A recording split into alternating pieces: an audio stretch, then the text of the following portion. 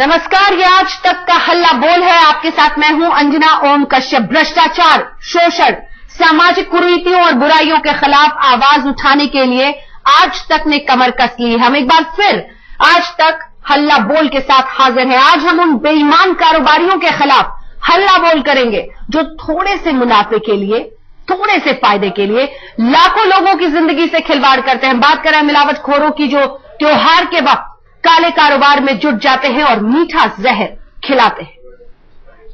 मिठाई खरीदने वालों सावधान, नकली मिठाइयों से होशियार।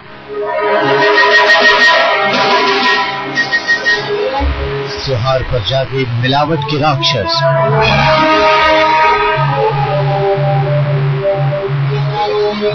दूध में मिलाया यूरिया, डिटर्जेंट,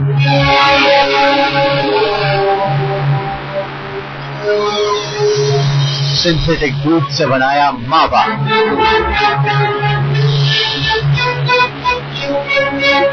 घी में मिलाया वनस्पति आलू,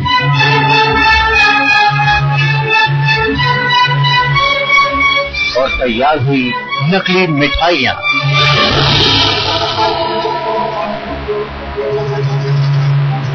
ये मिठाई नहीं, मीठा जहर है।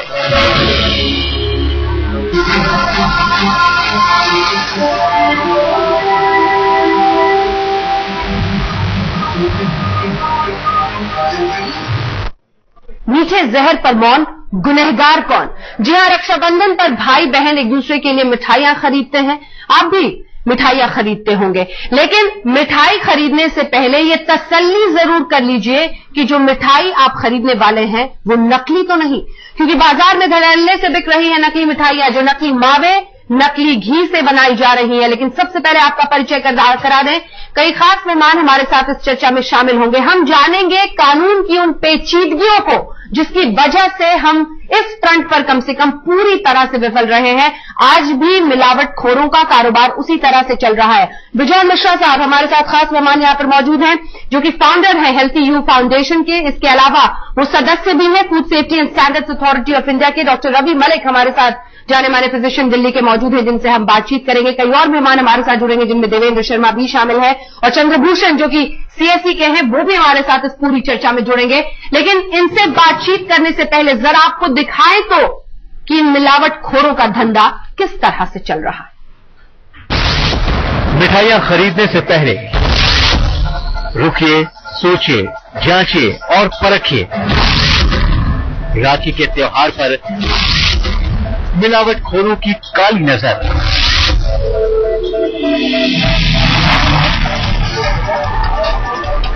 सड़क पर बिखरी पड़ी मिठाइयों की हकीकत जानकर आपके हाथ पैर फूट जाएंगे। ये मिठाइयां तैयार की जा रही थी रक्षाबंधन को ध्यान में रखकर। अलीगढ़ में खाद्य विभाग की टीम को जब इस भयानक मंसूबे की खबर मिली तो मिठाई की कई दुकानों की जांच की। खुलासा हुआ कि ये मिठाइयां मिलावटी सामानों से तैयार की जा रही थी। जितने मिष्ठान भंडार हैं इनकी चेकिंग कराई गई। घेवर आदि जो इस समय ज्यादा बनने लगते हैं, इससे मिलावट की बात आती है। रेलवे रोड और रेलवे स्टेशन के पास में जहां जहां खराब माल मिला उसको फेंकवाया नहीं गया। सैंपल तो लिए गए, लेकिन जहां जहां खराब चीजें मिली फेंके गए वो। हम आपको बताएंगे कि कैसे इन मिठाइयों को नकली मावे और नकली घी से तैयार किया जाता है, लेकिन उससे पहले कुछ दूसरे शहरों की तस्वीरें भी देख लेते हैं।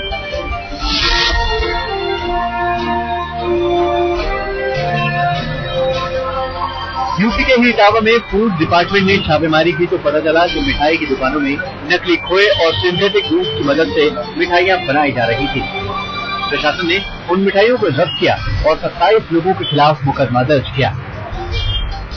सरकार जिस तरह से सरकार की नीति है उसी हिसाब से डीएम साहब ने भी सक्रिय अपनाया है, तो मिलावटखोरों के खिलाफ अभियान इस तरह अनवरत औचक निरीक्षण जारी रहेंगे। 14 लोगों से नमूने लिए गए और ये जांच के लिए 1 साल कोई मिलावटखोर अफसर को जेल हो जाएगा। जेल भेजा जाएगा, मुकदमे दर्ज कराया गया है। ये तस्वीरें यूपी के अम्बेडकर नगर की हैं। फूड डिपार्टमेंट के अधिकारियों ने 500 किलो नकली मिठाई जब्त की, साथ में नकली खोया भी पकड़ा गया। अधिकारियों के मुताबिक ये नकली मिठाइयाँ रक्षाबंधन पर बेचने के लिए कानपुर से अम्बेडकर नगर लाई जा रही थी, लेकिन अधिकारियों ने बस स्टैंड पर ही इन्हें जब्त कर लिया। जिलाधिकारी महोदय सुबह 3 बजे से रोडवेज की बसों में जो खराब खाद्य पदार्थ जो है सप्लाई किए जा रहे हैं, जल्द ले जाया जा रहा है, उसकी हम कर रहे थे और इसको हमने रोडवेज प्रतिष्ठान से अगर को रोडवेज प्रतिष्ठान पकड़ा है और उसमें कोई सामने नहीं आया कि सामान है। दरअसल मिलावट का ये काला कारोबार देखने में जितना सतही लगता है उतना होता नहीं। इस काले कारोबार के पीछे एक बड़ा सिंडिकेट काम करता है, जो आमतौर पर या तो पुलिस की गिरफ्त में नहीं आता या फिर जल्दी ही छूट जाता है। अलीगढ़ से पंकज सारस्वत और इटावा से शाबिर शेख के साथ आज तक ब्यूरो। लेकिन धड़ल्ले से चल रहा है ऐसे लोगों का कारोबार और कभी कभी ही हरकत में आती हुई पुलिस या फिर जो भी इन्हें पकड़ने के लिए जाता है, फूड इंस्पेक्टर या तमाम लोग दिखते हैं। आखिर ऐसा क्यों होता है, ये मौन क्यों है, इसी पर हम बातचीत करेंगे। सभी खास मेहमान हमारे साथ बने हुए हैं, लेकिन सबसे पहले बिजॉन मिश्रा साहब आपके पास आते हुए, क्योंकि आप सदस्य भी हैं food safety and standards authority of India के। बड़ा सवाल यह है कि अगर हम सरकार ना करें, इसको सीधे स्वास्थ्य मंत्रालय से जोड़ें, तो आंखें बंद करके क्या स्वास्थ्य मंत्रालय के तमाम अधिकारी रहते हैं? इस तरह से मिलावटखोरों की कालाबाजारी चल रही है। क्या कोई कानून इस देश में है जो फूड एडल्टरेशन एक्ट है, क्या उसको एनैक्ट करने में इतनी दिक्कतें हैं? नहीं, फूड एडल्टरेशन एक्ट अब बदलकर नया जो कानून बन गया है वो है food safety and standards act, जो 2006 में आया जी। उसको इसलिए लाया गया क्योंकि हर ये जो बातें, जो मिलावट वाली बात है, स्टैंडर्ड वाली बात है, इसका एक सही रूप लाने के लिए, एक सही ढंग से लोगों से जोड़कर इसे एक सही देश में एक प्रक्रिया लाने के लिए नया कानून लाया गया।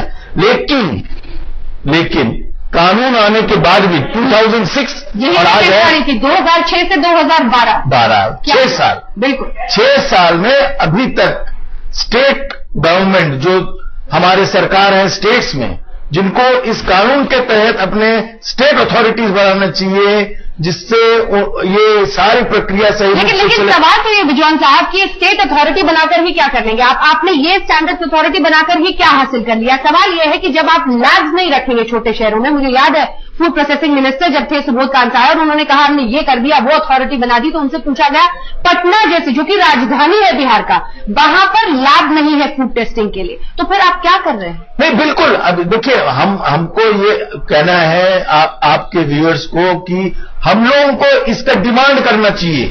हम लोगों को, सबको, सरकार को अब अलग रख दीजिए, कंज्यूमर को ये डिमांड करना चाहिए कि हम उस दुकान से खरीदेंगे जहां पर वो कोई भी एक इंस्टीट्यूशन ये बता सके कि ये मिलावटी सामान नहीं बेचते हैं और इसका जांच सही ढंग से होता है और उसको खुलासा के साथ हम लोगों के सामने ला सके। देवेंद्र शर्मा जी, क्या करेगा एक आम इंसान जिसे खरीदना है? क्योंकि सबसे बड़ी दिक्कत तो ये आती है कि अगर हम दो चीजें, हम कुछ खाने जा रहे हैं बाहर, पता कैसे चलेगा कि पिज्जा में दिक्कत थी या सॉस में या खाने में या लड्डू में? प्रूफ करना बहुत मुश्किल होता है और इसीलिए शायद ऐसे मिलावटखोरों की दुकान चलती है। देखिए, सबसे बड़ा अफसोस यह है कि मीडिया के माध्यम से जितना दबाव पड़ा है पिछले कई सालों से, उसके बावजूद भी सरकार हरकत में नहीं आई।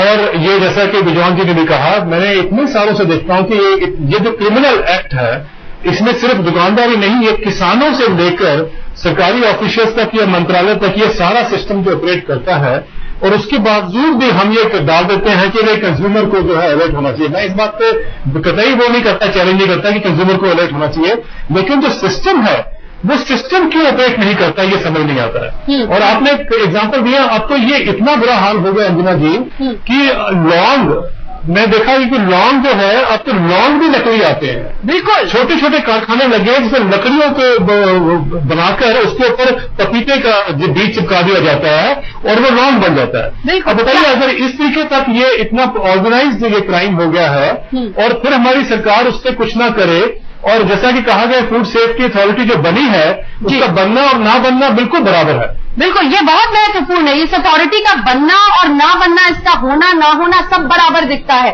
क्योंकि 6 साल तो इस कानून में अमेंडमेंट होने के बाद भी गुजर गए हैं, अभी तक कुछ भी होता हुआ नहीं दिख रहा है। ये खतरा दिन ब दिन बढ़ रहा है। कौन है जिम्मेदार? डॉक्टर रवि मलिक के पास भी आएंगे और ये पूछेंगे कि आखिर क्या रास्ता है, क्योंकि आम आदमी किस तरह से बचेगा, वो कैसे समझे ये खाए या वो नहीं खाए। इसके साथ ही चंद्रभूषण जी भी हमारे साथ जुड़ गए हैं, जो कि डेप्यूटी डायरेक्टर जनरल है सीएसी की। जुबान पर घुलती मिठास के साथ मौत बेची जा रही है और इसीलिए सतर्क होना बहुत जरूरी है। डॉक्टर रवि मलिक, क्या अंजाम इसके हो सकते हैं? देखिए, कोई भी ऐसा हमारी बॉडी का सिस्टम नहीं है, कोई भी अंग नहीं है जिसके ऊपर कि ये एडल्ट्रेंट्स एक्ट नहीं करते। मैं आपको बता दूं, तमाम तरह की एलर्जिक रिएक्शंस कर सकते हैं, ये आंखों में सूजन कर सकते हैं, लिवर के ऊपर डैमेज कर सकते हैं, किडनी से while excretion they can damage kidney. तो कोई भी ऐसा अंग नहीं है जिसके ऊपर कि इनके साइड इफेक्ट्स नहीं है। सबसे बड़ी चीज ये है कि इनमें से कई कलर्स वगैरह जो यूज होते हैं, they are non permitted, they are not permitted for human use. वो इवन कैंसर तक कर सकते हैं, टेरेटोजेनिक होते हैं। बाई चांस प्रेग्नेंट महिला कोई ले ले तो अंदर पलने वाले बच्चे के अंदर तमाम तरह के विकार आ सकते हैं। तो कहने का मतलब यह है कि ये एक बड़ी एक्यूट मेडिको सोशल प्रॉब्लम है जिसको कि रोकना बहुत आवश्यक है, क्योंकि हर अंग के ऊपर इफेक्ट करते हैं। और जब डॉक्टर्स क्लिनिक में बैठे होते हैं तो ये एंटीसिपेट भी नहीं कर पाते कि ये जो सिम्टम्स हैं ये किसी एडल्टेंट की वजह से आ रहे हैं, क्योंकि इस चीज की एंटीसिपेशन भी नहीं होती है। बिल्कुल चंद्रभूषण जी, यही दिक्कत है। ये स्लो पॉइजनिंग है, धीरे धीरे आपके शरीर पर असर करता है। जो सब्जियों के जरिए मिलावट हमारे शरीर में पहुंचे, मिठाइयों के जरिए पहुंचे, ये नहीं समझ सकते। आप चावल खा रहे हैं उसमें मिलावट है, दाल है उसमें मिलावट की वजह से दिक्कत है, या किसमें, पिन पॉइंट नहीं हो पाता है। ऐसे में कानून का कैसे इस्तेमाल हो, और जो 1954 के कानून का 2006 में जो उसका संशोधन हुआ, क्या उससे कोई भी फायदा इसमें होगा?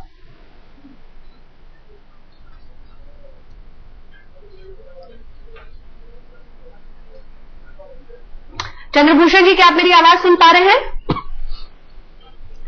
वॉइस आपको मेरी आवाज नहीं? मैं अभी जी फिर से सवाल कीजिए। मैं सवाल जी बिल्कुल, सवाल यह है कि क्या जो संशोधन किया गया 2006 में, उसके बाद भी कोई असर नहीं दिख रहा है, इनकी वजह क्या है? किसको आप सीधे तौर पर गुनहगार और जिम्मेदार मानते हैं?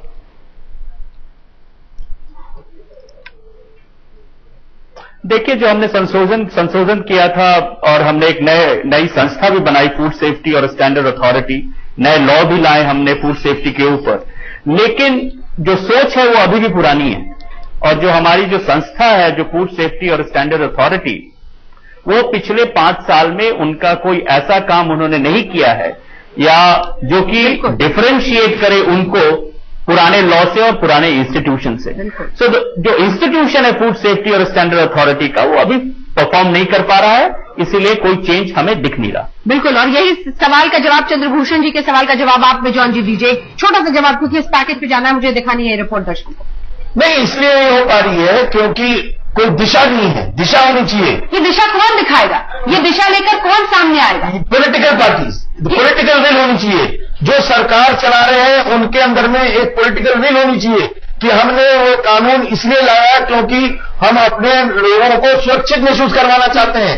लेकिन जब तक वो पॉलिटिकल विल, पॉलिटिकल कमिटमेंट नहीं आएगा, तब तक कोई अथॉरिटी नहीं चलेगा। जितने भी कानून बना लीजिए वो नहीं चलेगा। तो आप तैयार रहिए कि आपको बरसों इंतजार करना पड़ेगा, क्योंकि जिस राजनीतिक इच्छा शक्ति की ये बात कर रहे हैं वो हमने इतने बरसों में तो देखा नहीं है। बाजार में बिक रही नकली मिठाइयां नकली इस वजह से है क्योंकि वो मिलावटी मावे और नकली घी से बनाई जा रही है। जी हाँ, त्योहार है, त्योहार के मौके पर बाजार में मिलावटी मावे और नकली घी मौजूद है। नकली घी और मिलावटी मावा, देखिए। सूरत में 200 किलो नकली घी,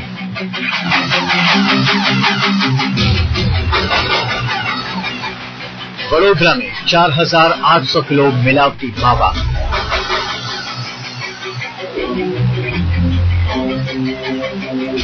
ये तस्वीरें गुजरात के वडोदरा की हैं, जहां पुलिस ने करीब 4800 किलो मिलावटी मावा जब्त किया है। देखिए, यही है वो मावा जिसका असली दूध से दूर दूर तक कोई मतलब नहीं, और त्योहार के वक्त ज्यादातर इसी मावे से बनाई जाती हैं मिठाइयां। चलिए हम आपको बताते हैं कि आखिर कैसे नकली मावा बनाया जाता है। नकली मावा बनाने के लिए अमूमन सिंथेटिक दूध का इस्तेमाल किया जाता है। सिंथेटिक दूध बनाने के लिए वनस्पति तेल, यूरिया डिटर्जेंट, प्लास्टिक सोडा और फॉर्मलिन मिलाया जाता है। 1 लीटर सिंथेटिक दूध बनाने में 2 रुपए का खर्च आता है। जिसे औसतन 20 रुपए प्रति लीटर के भाव से बेचा जाता है। नकली मावे को बनाने के लिए मिल्क पाउडर का भी इस्तेमाल होता है। मिल्क पाउडर से बने मावे में चॉक पाउडर, आलू और वनस्पति तेल मिलाया जाता है। मिलावटखोर सिर्फ मावे में मिलावट नहीं करते, बल्कि घी भी नकली बनाया जाता है। गुजरात के सूरत में पकड़े गए 200 किलो नकली घी की तस्वीरें देखिए। अठवा थाना पुलिस ने नकली घी के साथ 2 मिलावटखोरों को भी दबोचा है। साथ में वो सामान भी जब्त किए गए हैं जिनकी मदद से नकली घी बनाया जाता था। पुलिस की माने तो घी में वनस्पति तेल और वनस्पति घी की मिलावट की जा रही थी। गई साले हमने हमने 19 जबी मेरा जबी से नंबर 3 में डुप्लीकेट घी मैंने तपास कराई तो आज साथ रेगुलेशन के मामले पे रेड कर ली तो अपने घी डुप्लीकेट ड्रम अंदर मળી आवेલું ड्रम अंदर मળી आवेલું मिक्स કરીને जमाना ड्रम मिक्स કર્યો तो घी આપણે કંટ્રોલ કમ્પ્લીટ એક્શન દ્વારા કમ્પ્લીટ। चलिए हम आपको बताते हैं कि मिलावटी और नकली घी बनाने के लिए मिलावट के राक्षस किन किन चीजों का इस्तेमाल करते हैं।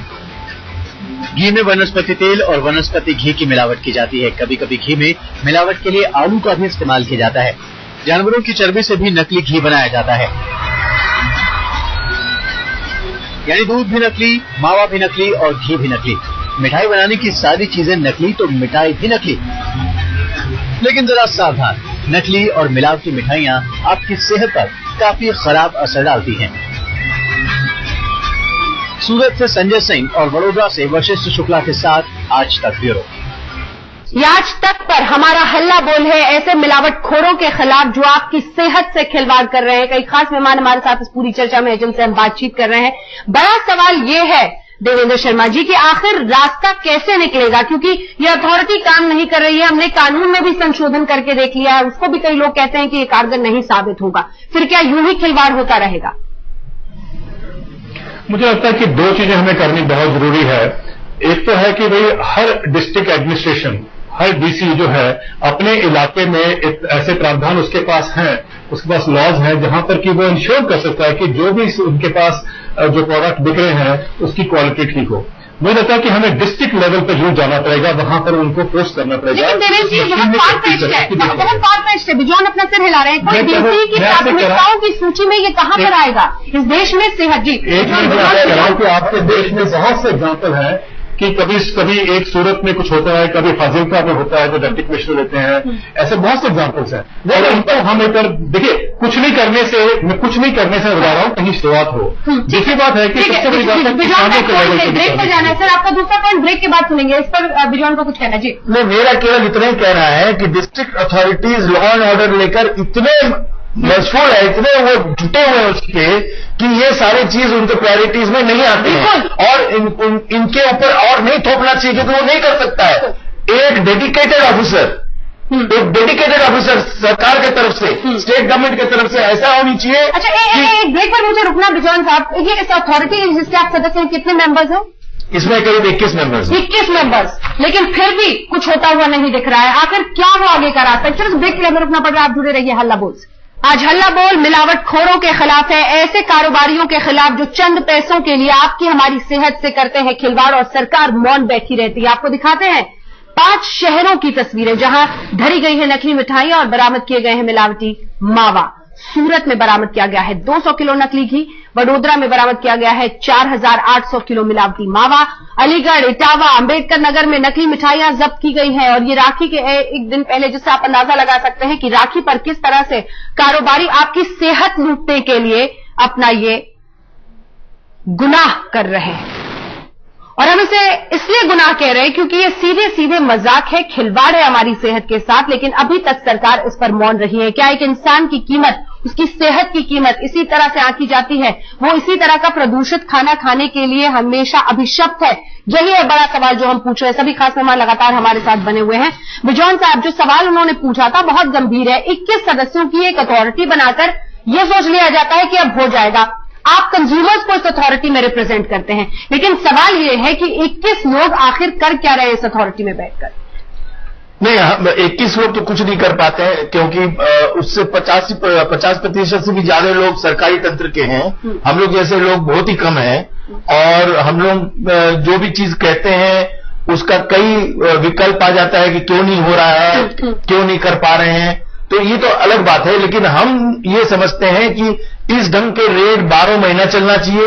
इस ढंग के रेड से जो उभर कर सामने आता है उसको पारदर्शिता के साथ सबको बताना चाहिए कि क्या किए हैं, ये बताना चाहिए कि ये अथॉरिटी की तरफ से ये पहल नहीं की जा सकती है। नहीं, क्योंकि ये स्टेट गवर्नमेंट करेंगे। स्टेट गवर्नमेंट को करना चाहिए कि वो सारी चीज, जैसे दिल्ली में आज के दिन में कोई अथॉरिटी नहीं है, क्यों नहीं है, दिल्ली सरकार क्यों नहीं गठन कर रहे हैं, ये तुरंत होनी चाहिए। क्यों नहीं ये सारे दुकानें रजिस्टर कर रहे हैं अपने लाइसेंस को। डॉक्टर मलिक कुछ कहना चाह रहे हैं? अभी मैं ये कहना चाहूंगा कि अगर अथॉरिटीज कुछ नहीं कर रहे हैं, बाई चांस अगर जैसे कि देवेंद्र जी ने भी कहा डीसीज के पास जाने चाहिए, वो कुछ नहीं कर रहे हैं, तो जिनका सेहत के साथ खिलवाड़ हो रहा है उनको हमें एक्टिवेट करना बहुत जरूरी है। ये प्रॉब्लम तब तक ठीक नहीं होगी, ये बेसिकली कंज्यूमर एक्टिविज्म का मामला है, ये तब तक ठीक नहीं होगी जब उपभोक्ता जिसकी की सेहत के साथ खिलवाड़ हो रहा है उसको सीरियस और गंभीर बीमारियां दी जा रही है, जब तक वो एक्टिवेट नहीं होता। तो हमें उन्हें एजुकेट भी करना पड़ेगा कि आप क्या करें, किस तरह से पहचान करें, कहां से खरीदें। कम से कम कलर्ड मिठाइयां हैं जिसमें रंग का इस्तेमाल होता है, उससे आप बचे। बहुत सारी चीजें कर सकते हैं, उनको अपने सेंसेस के ऊपर बिलीव करना चाहिए। आप स्मेल से, कलर से, टेस्ट से,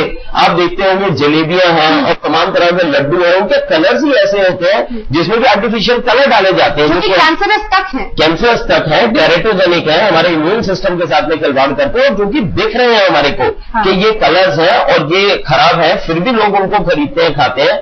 और सबसे बड़ी चीज है, अगर आपको कोई बिना उस रंग को डाले जलेबी बना दे तो कोई नहीं खरीदेगा। हाँ, कोई खरीदेगा। हम उस रंग के साथ कैंसर को बुलावा दे रहे हैं, ये समझना होगा किसी कंज्यूमर को। चंद्रभूषण जी, मैं आपके पास भी आऊंगी और फौरन ही आपके पास भी देवेंद्र शर्मा जी आऊंगी, लेकिन उससे पहले जरा कानून क्या है, कैसे 1954 में एक कानून था, फिर कैसे उसमें बदलाव किया गया, लेकिन फिर भी कुछ नहीं हुआ है।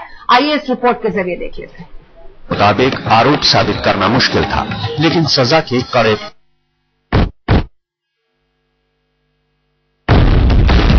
खराबी की वजह से रिपोर्ट आप नहीं देख पाए। आखिर फल फूल रहे मिलावटखोर, क्यों त्योहार आते ही बाजार में मिलने लगता है मिलावट का जहर? क्या कहता है इससे संबंधित कानून? आइए आपको एक बार फिर से दिखाते हैं। मुताबिक आरोप साबित करना मुश्किल था, लेकिन सजा के कड़े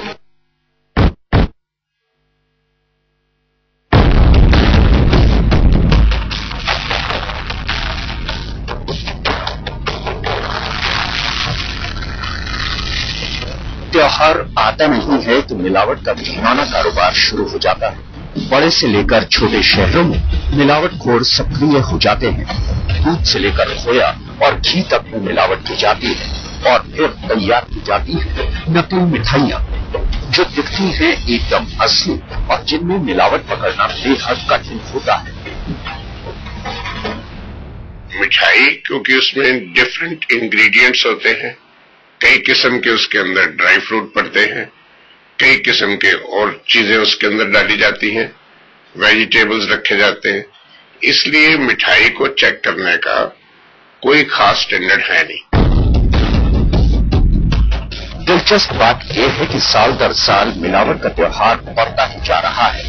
ऐसे में सवाल यह है कि क्या देश में इसे रोकने के लिए कानून नहीं है, और अगर कानून है तो फिर मिलावटखोर क्यों फल फूल रहे हैं? दरअसल 1954 में बनाया गया था फूड एडल्ट्रेशन कानून। 2006 में नया कानून बना जिसे food standard and safety act यानी FSSA का नाम दिया गया। पुराने कानून के मुताबिक आरोप साबित करना मुश्किल था, लेकिन सजा के कड़े प्रावधान थे। नए कानून में सजा के प्रावधानों को ढीला किया गया और पेनल्टी का प्रावधान किया गया। बड़ी कंपनी या कोई भी कंपनी मान लो उनको पकड़ में आ गई तो उनका डिटेरेंस सबसे बड़ा भी होना चाहिए, ब्लैक लिस्टिंग होना चाहिए, ब्लैक लिस्टिंग के प्रोविजंस होने चाहिए, न उनका ज्यादा आगे जाकर के जो है फ्यूचर प्रोस्पेक्ट में इफेक्ट हुआ तो फिर ये तो एक कानून एक बन के रह गया। मिलावटखोरों पर लगाम के लिए कानून तो है, लेकिन उसका कड़ाई से पालन करना काफी मुश्किल है।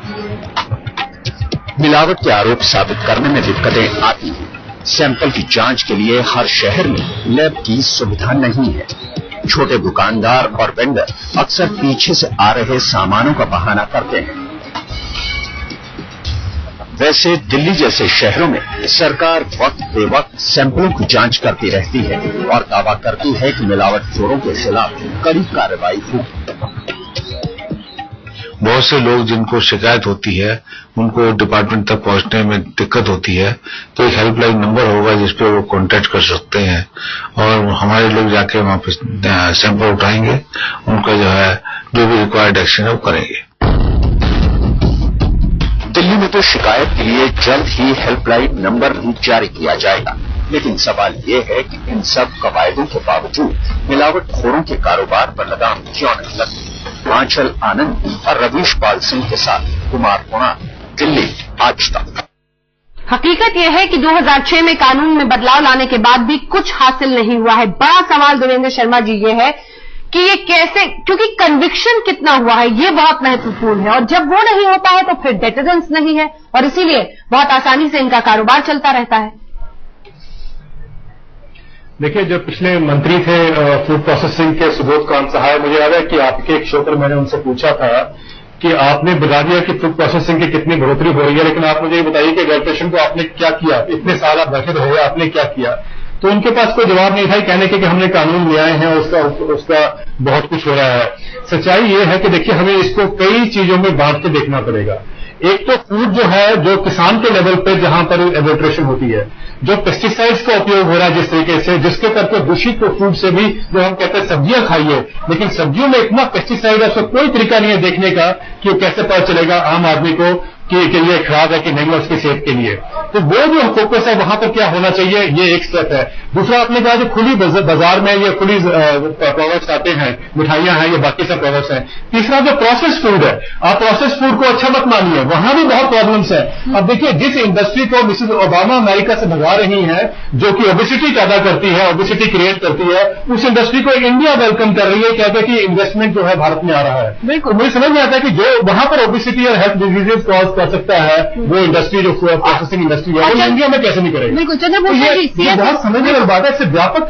जी चंद्रभूषण जी, आप जिसका वो जिक्र कर रहे हैं, आपने भी दिखाया था किस तरह से सॉल्ट, जो सोडियम लेवल है, वो कई ऐसी प्रोडक्ट्स में जो बच्चों के लिए, खासतौर पर बच्चों के लिए मार्केट किया जाता है, इसमें सोडियम लेवल बहुत ज्यादा है, जो दिन भर की आपकी जो आपूर्ति है, नमक की जरूरत है, उसको खत्म कर देती है। तो इस तरह से खुले में खिलवाड़ होता है, चाहे वो किसी भी किस्म का खाना हो, सब्जी हो, मिठाइयां हो या फिर प्रोसेस्ड फूड हो। देखिए, देवेंद्र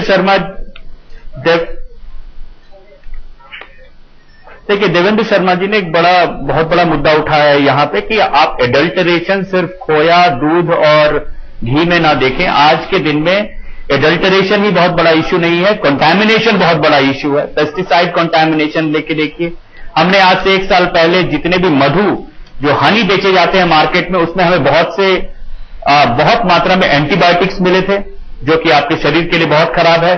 अभी इस साल के शुरुआत में हमने जितने भी फास्ट फूड हैं उनको टेस्ट किया, उसमें हमें बहुत अधिक मात्रा में ट्रांस फैट मिले, जो कि आपको हार्ट अटैक से लेके हाइपरटेंशन और डायबिटीज देते हैं। शुगर और सॉल्ट, चीनी और नमक इतनी अधिक मात्रा में डाली जाती है इन प्रोसेस फूड में, जो कि बहुत बड़ा मेजर प्रॉब्लम है। तो एडल्टरेशन आज के दिन में बहुत मेजर प्रॉब्लम एडल्टरेशन है, लेकिन उसके अलावा भी बहुत सारे प्रॉब्लम्स हैं जिसको हमें देखना पड़ेगा। जहां तक एडल्टरेशन का मामला है, हर एक स्टेट में फूड और ड्रग एडमिनिस्ट्रेशन है, उनको स्ट्रेंथन करने की जरूरत है। फूड सेफ्टी और स्टैंडर्ड अथॉरिटी जो हमारी दिल्ली में बैठी हुई है, वो हर एक स्टेट में जाके चेक नहीं कर सकती, लेकिन वो पॉलिसी अच्छा बना सकती है, वो स्टेट को सपोर्ट अच्छी तरह से कर सकती है और वो प्रोएक्टिव हो सकती है। जैसे कि मैं आपको बताना चाहूंगा कि आज से 6 महीने पहले food safety and standard authority ने 1700 दूध के सैंपल का रिजल्ट हमारे सामने रखा। उन्होंने टेस्ट किया पूरे देश में, और उन्होंने पाया कि 70% दूध एडल्टरेटेड है। लेकिन एक बार जैसे ये न्यूज मीडिया में आया, वो बैक ट्रैक कर गए इस मामले को लेकर। बिल्कुल, तो हमें फूड का जो इश्यू है वो एक होलिस्टिक रूप में देखना होगा, एडल्टरेशन ही खुद एक अकेला मुद्दा नहीं है। चंद्रभूषण, आपसे जानना चाहूंगी क्यों बैक ट्रैक किया? बैक ट्रैक इसलिए होता है, जैसे हम आपको कहे हैं, कई जगह पे हस्तक्षेप होता है, अथॉरिटी को फ्रीडम नहीं दिया जाता है काम करने के लिए। कौन करता है? अथॉरिटी को जो काम करना चाहिए एक इंडिपेंडेंट रूप से, वो नहीं हो रही है हमारे देश में। कौन करता है हस्तक्षेप? सारी तंत्र, आप सरकारी तंत्र कहिए, आप पॉलिटिकल तंत्र कहिए, कई इन्फ्लुएंशियल इंडस्ट्री लॉबी कहिए, कई जगह से उनको इंडिपेंडेंस उनका नहीं दिया जाता है। हम ये कहना चाहेंगे कि हर समय हम लोगों को ये समझना चाहिए कि इस तंत्र को, इस अथॉरिटी को कैसे हम इंडिपेंडेंट रख के चंद्रभूषण को कह रहे हैं जल्दी से, ठीक है जल्दी से ब्रेक पर जाना है।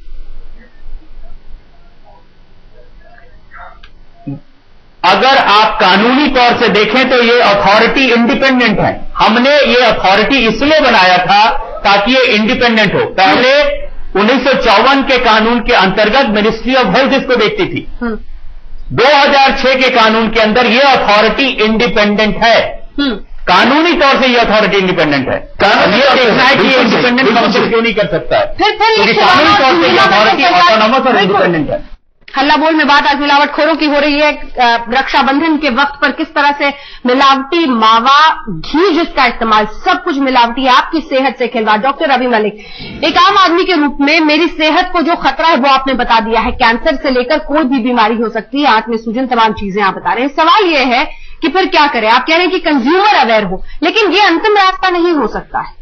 देखिए, कंज्यूमर को अवेयर होना तो बहुत ही आवश्यक है, क्योंकि आज कंज्यूमर अवेयर होगा, वही फिर आगे रिपोर्ट करेगा, वही, क्योंकि ये तो विन विन सिचुएशन है। अगर अथॉरिटीज कुछ नहीं कर रहे हैं तो जो मिलावट कर रहे हैं वो तो खुद भी कुछ नहीं करेंगे। तो ये तो कंज्यूमर ही अगर उठ के सामने आएगा, और कंज्यूमर भी तब आएगा जब उसको बताएंगे कि देखिए डॉक्टर मलिक, प्रॉब्लम यह है कि पिन पॉइंट नहीं हो सकता कि इस वजह से अगर कंज्यूमर अवेयर भी है, कल को कुछ मैंने खा लिया, तबियत खराब हुई, तो मैं रिपोर्ट कैसे लिखाऊंगी, कैसे प्रूव होगा? आराम से प्रूव हो सकता है। अंजना, आप ये देखिए कि अगर आपको कोई भी कलर्ड मिठाई जो कि दिख रही है, आप रिपोर्ट कीजिए अथॉरिटीज को, उसमें देखिए इसके अंदर नॉन परमिटेड कलर्स क्यों नहीं होता नहीं है ना डॉक्टर साहब? कैंसर नहीं होगा, लेकिन उससे गैस्ट्राइटिस आएगी। अगर वो भी नहीं होती है तो आप अगर उसको रिपोर्ट करते हैं, अथॉरिटीज उसको लैब में चेक करती है और उसके अंदर पाया जाता है मेलासाइट ग्रीन है या कोई इस तरह का अंदर इनऑर्गेनिक कलर है जो कि नॉन परमिटेड है, और तो वो तुरंत उसके ऊपर कार्रवाई हो सकती है। जो खाता है उसके सैंपल्स कितने लोग रखते हैं? वो तो बाद में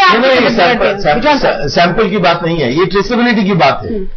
जो हमारे पैनल में लोग उठाए हैं कि फार्म से लेकर हमारे प्लेट तक जो सामान आ रहा है हमको खाद्य पदार्थ के रूप से, हर कंज्यूमर का ये एक राइट है, एक हक है ये जानने के लिए कि ये सारे चेन जो आया है वो सही ढंग से मिला है कि नहीं मिला है। मैं अपना हक जान गई, लेकिन सवाल ये है कि इसको हम कैसे अमल में लाएंगे? आप ये बताइए। नहीं, तो सैंपल कलेक्शन और टेस्ट के द्वारा आप लोगों का काम है, जो अथॉरिटी की तरफ से कदम उठाए जाने चाहिए, ये तो आपको करना पड़ेगा। बहुत आसान तरीका है। हम आपको इसलिए बार बार करके ये चीज बता रहे हैं कि जो लोग इंस्पेक्टर्स हैं, जो सैंपल्स उठाते हैं, उनके ऊपर पारदर्शिता और अकाउंटेबिलिटी आनी चाहिए। सारी चीजों को उनको पब्लिक करनी चाहिए कि आज हम कितने सैंपल उठाए, कहां से उठाए, इसका क्या रिपोर्ट आए। आप सुपरवाइजिंग बॉडी है ना, आप अथॉरिटी है, फिर ये क्यों नहीं हो रहा? इसलिए नहीं हो रहा क्योंकि जो हमारे स्टेट गवर्नमेंट्स हैं वो इस अथॉरिटी, इस कानून को मान्यता नहीं दे रहे हैं जिस ढंग से देनी चाहिए।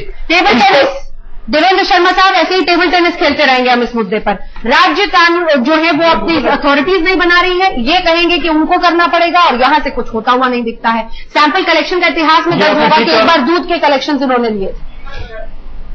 जी, आपने ठीक कहा। ये बहुत दिनों से हम सुनते आ रहे हैं, कई सालों से हम सुनते आ रहे हैं, स्टेट अथॉरिटी सेंट्रल के बीच में ये जो बहस चलती है। लेकिन मुझे लगता है सबसे इंपॉर्टेंट ये है कि हमारा जो कंज्यूमर है वो इतना उसमें उसकी समझ में आता ही नहीं है कि उसको कुछ नुकसान हो रहा है। ये become so unconcern about all these things. यही एक कारण है कि सारी ट्रेड जो है पनप रही है। मैं आपको 2 उदाहरण दूंगा। एक, मेरठ में सेफ फूड करके संस्था ने शुरुआत की, काम की, और उसका देखिए इम्पैक्ट पड़ना मेरठ में शुरू हो गया। आज की मिठाइयां जो हैं बनती हैं, एक एपिसेंटर है वो, वहां मिठाई की कोई आज लेता है, कोई खरीदता नहीं, उनको फेंकनी पड़ती है। एक नेशनल लेवल पे India for safe food campaign की शुरुआत हुई है, और मुझे लगता है कि ऐसे कैंपेन पीपल्स ओरिएंटेड बहुत जरूरी है। और तीसरा मैं चाहूंगा, अगर अंजना जी आप मेरी बात माने, कि आप हल्ला बोल सिर्फ अगर फूड एडल्ट्रेशन और कंटेमिनेशन के 6 महीने कर दें, आपकी टीआरपी रेटिंग भी बढ़ेगी और आप देश का बहुत भला करेंगे। मुझे लगता है इससे बड़ा हथियार हमारे पास कोई नहीं हो सकता। इनफैक्ट इस प्रोग्राम के जरिए हम टीआरपी रेटिंग से बहुत आगे निकल चुके हैं, क्योंकि हम ये मानते हैं कि आम आदमी से जुड़े हुए मुद्दे हैं जिन्हें हम हल्ला बोल के जरिए उठा रहे हैं। और देवेंद्र जी, आप हमेशा शामिल रहेंगे हमारे इस मुहिम में। लेकिन बड़ा सवाल ये भी है चंद्रभूषण जी कि सरकार ये जो कंज्यूमर अवेयरनेस की बात है वो अपनी जगह पर है, लेकिन अंततः आपको इस तरह से रेगुलरली सैंपल्स लेने होंगे अलग अलग जगहों से, और ये उसी तरीके से आप एक डेटरेंस प्रॉपर दे सकते हैं ऐसे कारोबारियों को।